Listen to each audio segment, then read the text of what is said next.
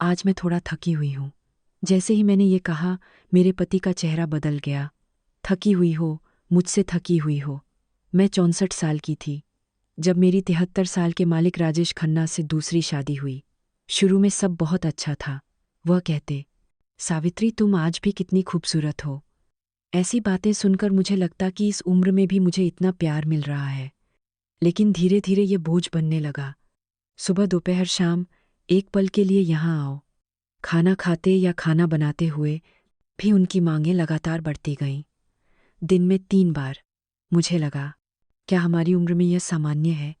एक बार मना करने पर वह गुस्सा हो गए और दूसरे कमरे में अकेले चले गए। यह मेरे लिए बहुत बड़ा सदमा था। फिर एक दिन गाड़ी में मिली एक लाल रंग की पैंटी। कहानी शुरू करने से पहले कृपया सब्सक्राइब और लाइक करें। धन्यवाद। शादी के 3 महीने बाद से ही राजेश जी का व्यवहार थोड़ा बदलने लगा। शुरुआत में तो वो बहुत मीठे थे। वह कहते, सावित्री तुम अब भी इतनी खूबसूरत हो, मैं क्या करूं?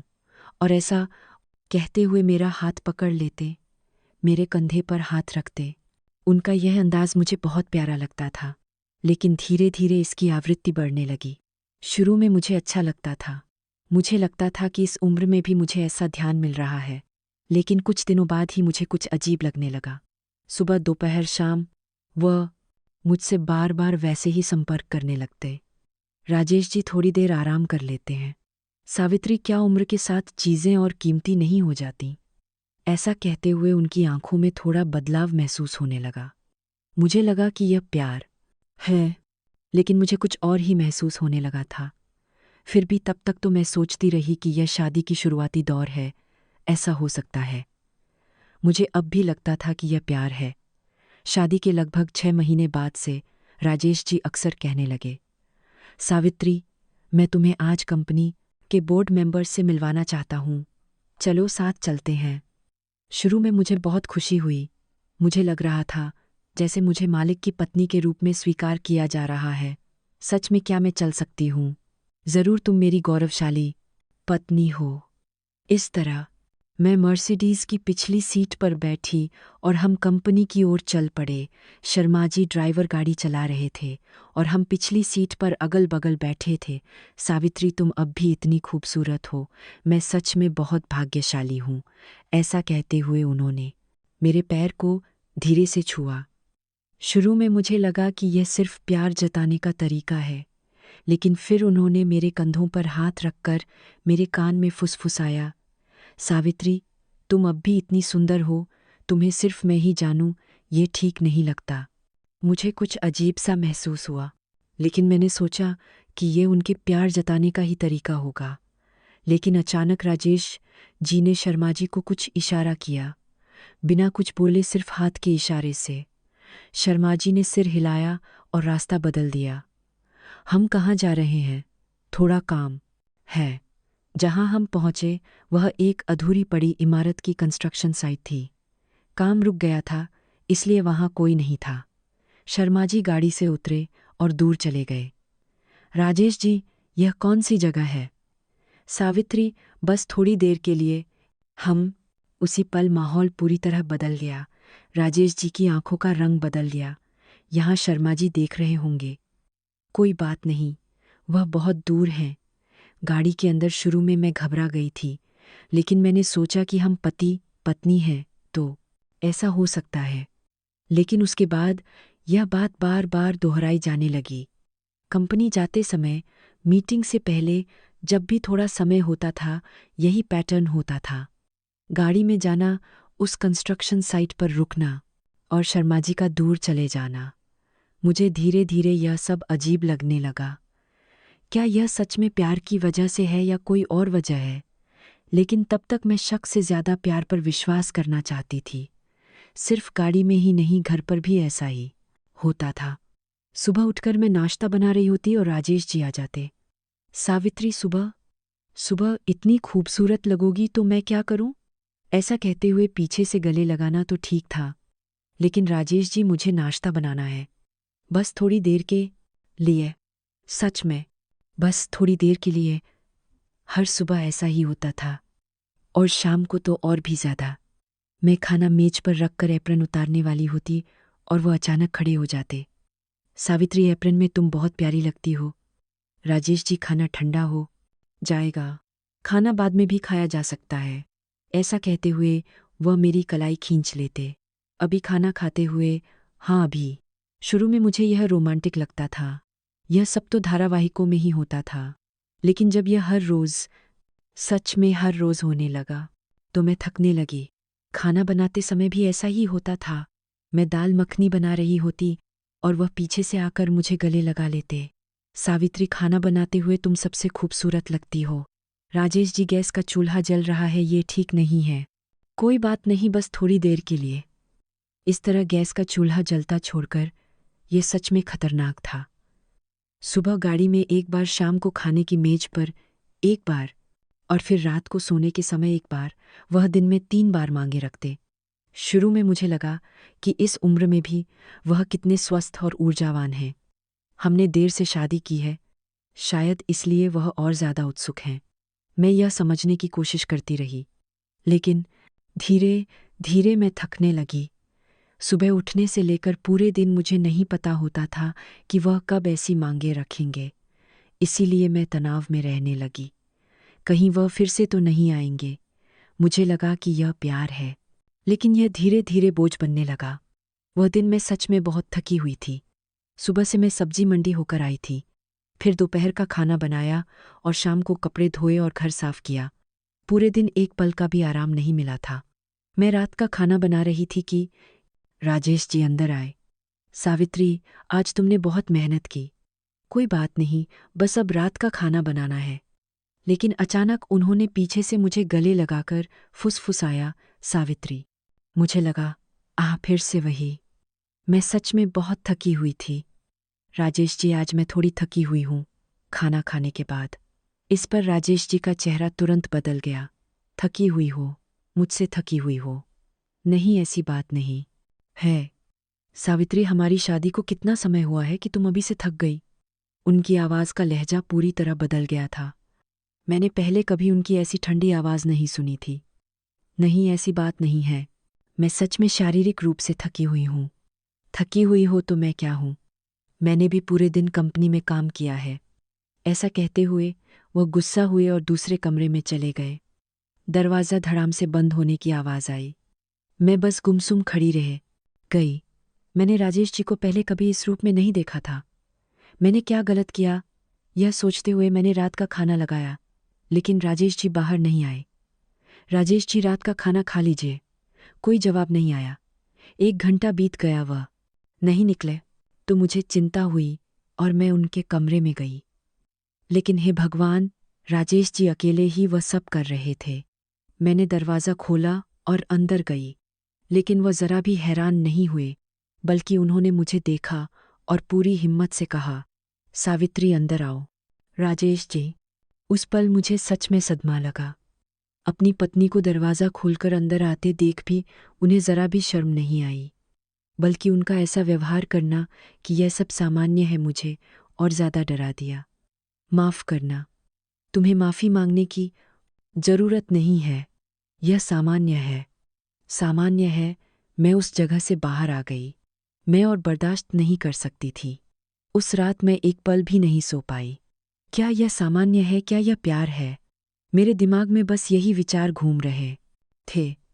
शादी से पहले मैंने उन्हें कभी ऐसे नहीं देखा था। क्या यह वही राजेश जी हैं जिन्हें मैं जानती थी? पहली बार मुझे सच में डर लगा। उस घटना के बाद कुछ दिनों तक हम अजीब से रहे। राजेश जी ऐसा व्यवहार करते जैसे कुछ हुआ ही न हो, और मैं नहीं जानती थी कि उनके साथ कैसे पेश आऊं, इसलिए सावधानी बरतती थी। तभी एक दिन राजेश जी ने फिर कहा, सावित्री, आज एक महत्वपूर्ण मीटिंग है, चलो साथ चलते हैं। मैंने कुछ दिनों के अजीब माहौल को तोड़ने की कोशिश करने का फैसला किया। चलो फिर से सकारात्मक सोचते हैं। हम पति पत्नी हैं, हमें इसे समझना होगा और आगे बढ़ना होगा। इस तरह मैं फिर से मर्सिडीज़ की पिछली सीट पर बैठ गई। लेकिन उस दिन शायद मैं थोड़ा अजीब व्यवहार कर रही थी। राजेश जी की बातों का भी मैं ठीक से जवाब नहीं दे पा रही थी और मैं चिंतित थी। सावित्री, आज तुम्हें क्या हुआ है? नहीं, मैं ठीक हूँ। लेकिन अचानक राजेश जी ने शर्मा जी से कहा, शर्मा जी गाड़ी रोको। जी मालिक, थोड़ा काम है। गाड़ी रुकते ही राजेश जी ने दरवाज़ा खोला और उतर गए। सावित्री, तुम पहले कंपनी जाओ, मैं अपना काम करके आता हूँ। और वह कहीं चले गए। शर्मा जी मुझे कंपनी ले जा रहे थे। गाड़ी में सिर्फ हम दोनों थे। सामान्यतः मैंने शर्मा जी से कभी बात नहीं की थी, लेकिन उस दिन माहौल कुछ अलग था। शर्मा जी ने मुझे रियर व्यू मिरर से देखा और धीरे से बोले, मालिकानी साहिबा, हाँ, क्या मैं आपसे यह कहने की हिम्मत कर सकता हूँ? उनके चेहरे पर कुछ गंभीर भाव थे। आप क्या कह रहे हैं मालिकानी साहिबा? क्या आप परेशान तो नहीं हैं? एक पल के लिए मेरा दिल तेजी से धड़कने लगा। उन्हें कुछ पता था ऐसा लग रहा था। क्या? मैंने मालिक की सेवा 30 साल तक की है। 30 साल? मैं उनकी पहली पत्नी के समय से उनकी सेवा कर रहा हूँ। पहली पत्नी? मालिकानी साहिबा, क्या आप जानती हैं कि पहली पत्नी की मृत्यु कैसे हुई? नहीं, विस्तार से नहीं। शर्मा जी ने गहरी सांस ली। पहली पत्नी ने आखिरी बार कहा था, मैं अब और बर्दाश्त नहीं कर सकती। इसका क्या मतलब है? मालिक पहले से ही ऐसे थे।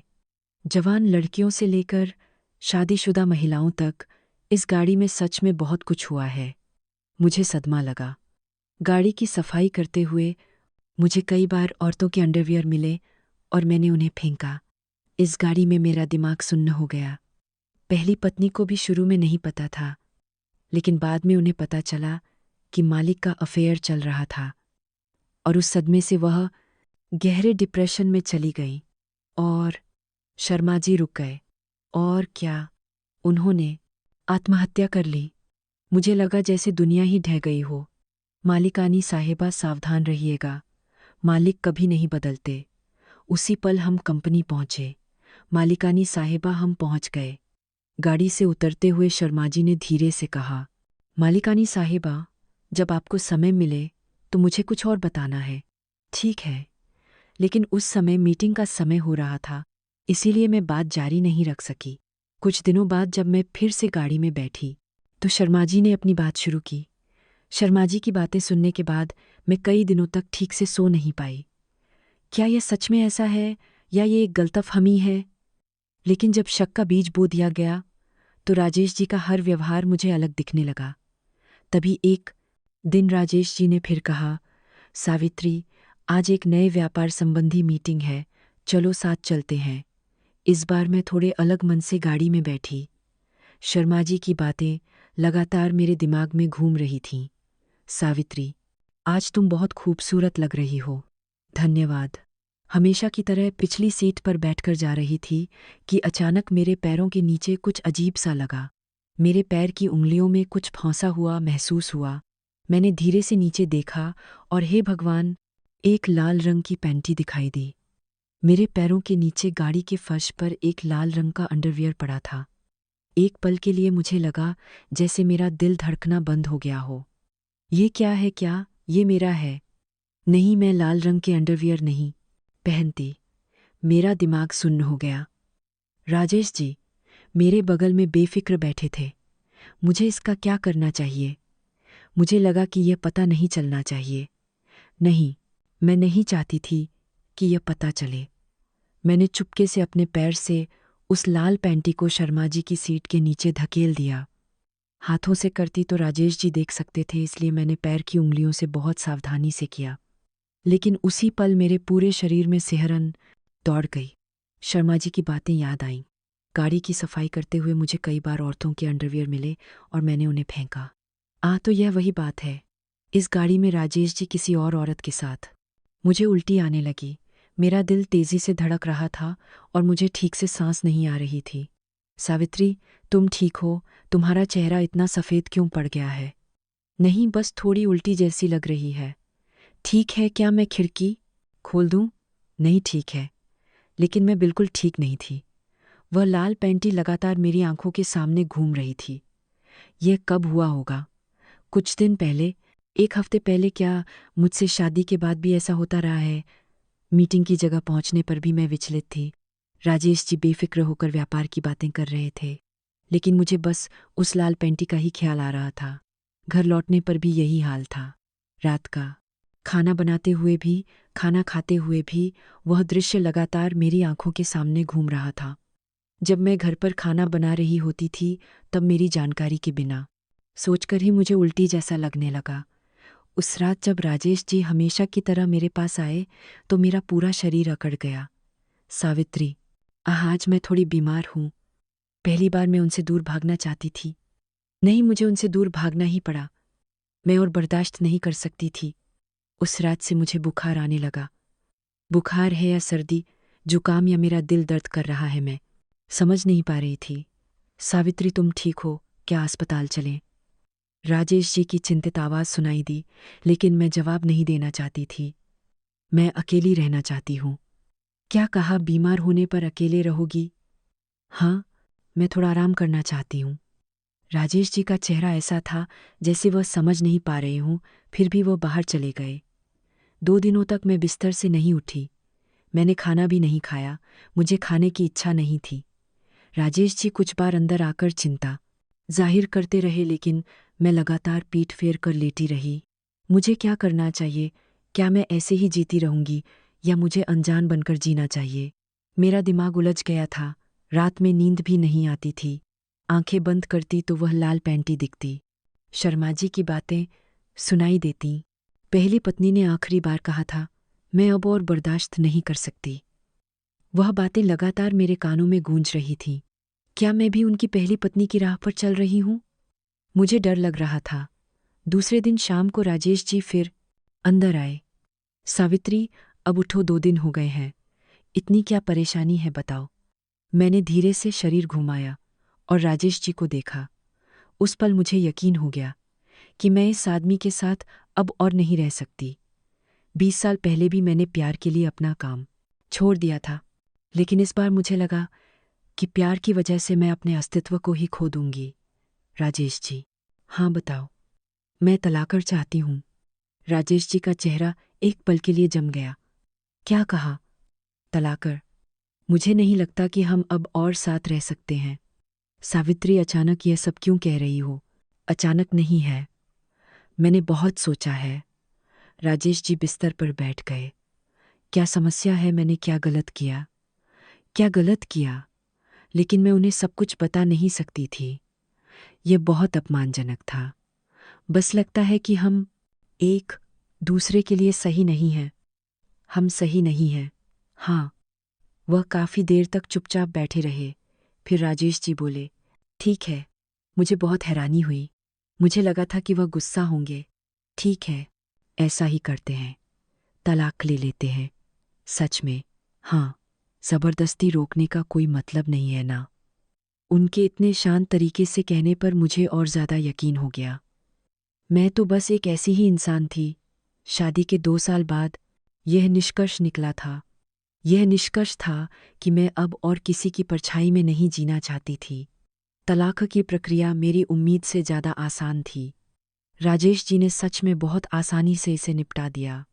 उन्होंने संपत्ति का बंटवारा भी किया और कुछ समय के लिए जीवन यापन के खर्च के लिए भी सहायता करने का प्रस्ताव रखा। मालिक की संपत्ति की तुलना में यह एक छोटी सी रकम थी, लेकिन मेरे लिए यह बहुत बड़ी मदद थी।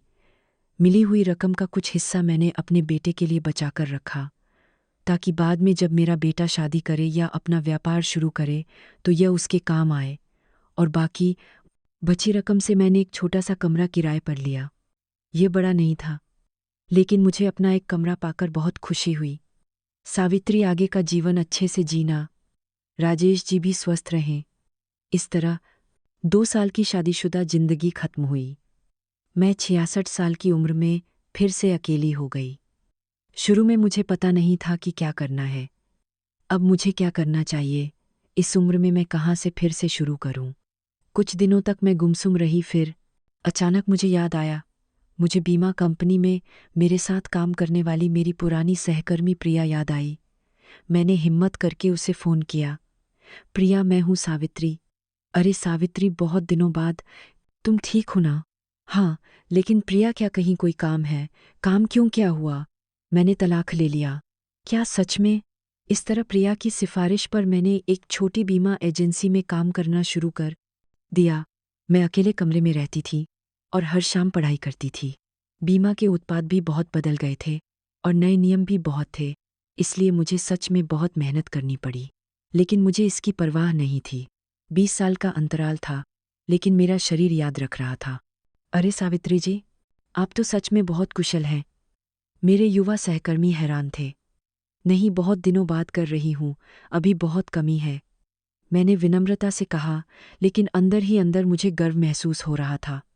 मेरी उम्र 66 साल हो गई थी, लेकिन मुझे अपनी माना, अपनी सिखाबलोकार्मी हैरान थे। युवावस्था की वह भावना धीरे धीरे लौटती हुई महसूस हो रही थी। बेशक यह आसान नहीं था।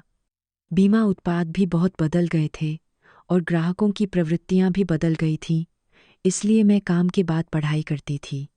66 साल की उम्र में पढ़ाई, मैं खुद पर हंसती थी, लेकिन मैं यह करना चाहती थी। अब मुझे किसी की परवाह किए बिना वह काम करने को मिल रहा था जो मैं करना चाहती थी। कुछ महीनों बाद मेरा प्रदर्शन भी धीरे धीरे सुधरने लगा। मैं पहले स्थान पर नहीं थी, लेकिन शीर्ष स्थानों में से एक थी। सावित्री मैडम, आप सच में कमाल हैं। इस उम्र में इतना जोश। मालिक भी मेरी तारीफ करते थे। शाम को अपने कमरे में लौटकर अकेले मैगी खाते हुए मुझे अजीब लगता था। मैं अकेली जरूर थी, लेकिन मैं किसी भी समय से ज्यादा शांत महसूस करती थी। यह छोटा सा कमरा पूरी तरह से मेरा था और कोई भी अचानक पीछे से गले नहीं लगाता था, नहीं खाने के बीच में मुझे कहीं खींचता था। मैं जब चाहती थी आराम कर सकती थी और जब चाहती थी काम कर सकती थी। 6 महीने बाद सच में एक अप्रत्याशित घटना हुई। उपभोक्ता फोरम से मुझे फ़ोन आया, क्या आप बीमा संबंधी सलाह के लिए स्वयं सेवा में भाग लेना चाहेंगी? शुरू में मैं हिचकिचाई। स्वयं सेवा, लेकिन बात सुनकर यह सच में एक सार्थक काम था। यह उन पाथा तय की कि सार्थक बीमा संबंधी सलाह के लिए स्वयं सेवा में भाग लेना चाहेंगी। लोगों की मदद करने का काम था जिन्हें बीमा की वजह से अन्याय का सामना करना पड़ा था। क्या मैं मदद कर पाऊंगी? जरूर। 20 साल के अनुभव और अभी भी काम करने की वजह से आप सबसे अच्छी उम्मीदवार हैं। इस तरह मैंने हर सप्ताहांत उपभोक्ता फोरम में स्वयं सेवा शुरू कर दी। पहली बार मैंने जिस व्यक्ति को सलाह दी वह 60 साल की एक महिला थी। मुझे बीमा क्लेम नहीं मिल रहा है, मुझे क्या करना चाहिए? कागजात देखने पर यह स्पष्ट था कि बीमा कंपनी ने गलत तरीके से कार्रवाई की थी।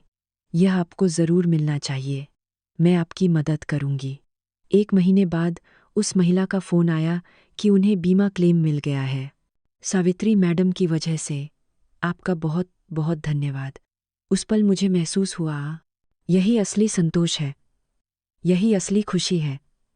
जवानी में मैंने पैसे के लिए बीमा बेचा था, अब मैं लोगों के लिए बीमा का काम कर रही हूँ। 66 साल की उम्र में मिली यह सच्ची खुशी थी। हर सुबह उठकर मुझे उम्मीद रहती है, आज मैं किसकी बीमा बेचा था, मदद कर पाऊंगी, मेरा अनुभव किसके काम आएगा। अब मुझे पता है, सच्चा प्यार पाने से ज़्यादा देने में है और सच्ची खुशी पैसे में नहीं बल्कि संतोष में है। 66 साल की उम्र, देर नहीं हुई है। नहीं, मुझे लगता है कि अब जाकर मेरा असली जीवन शुरू हुआ है। दोस्तों, मुझे लगता है कि उम्र के साथ हमें पता चलता है कि असली में क्या कीमती है। प्यार के नाम पर छिपी स्वार्थ की बजाय एक दूसरे का सच्चे दिल से ख्याल रखना ज़्यादा महत्वपूर्ण है। 66 साल की उम्र में मेरा यह नया जीवन सच में बहुत खुशहाल है। मैं अकेली ज़रूर हूँ, लेकिन मैं पहले से कहीं ज़्यादा स्वतंत्र और शांत महसूस करती हूँ। मैं दिखाना चाहती थी कि देर से भी हिम्मत करके नए विकल्प चुने जा सकते हैं। दोस्तों, अगर आप भी किसी मुश्किल परिस्थिति में हैं, तो हार मत मानिए। आप कभी भी फिर से शुरुआत कर सकते हैं।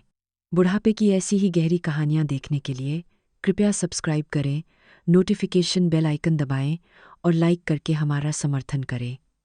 आपका एक क्लिक मुझे वीडियो बनाने में बहुत शक्ति देता है। ये देर से खिली जीवन की समझ थी, जो जीवन के सांध्यकाल में खिलने वाले देर से मिले प्यार और हम सभी के अनुभव में आने वाली अकेलेपन और साहस के बारे में बात करती है।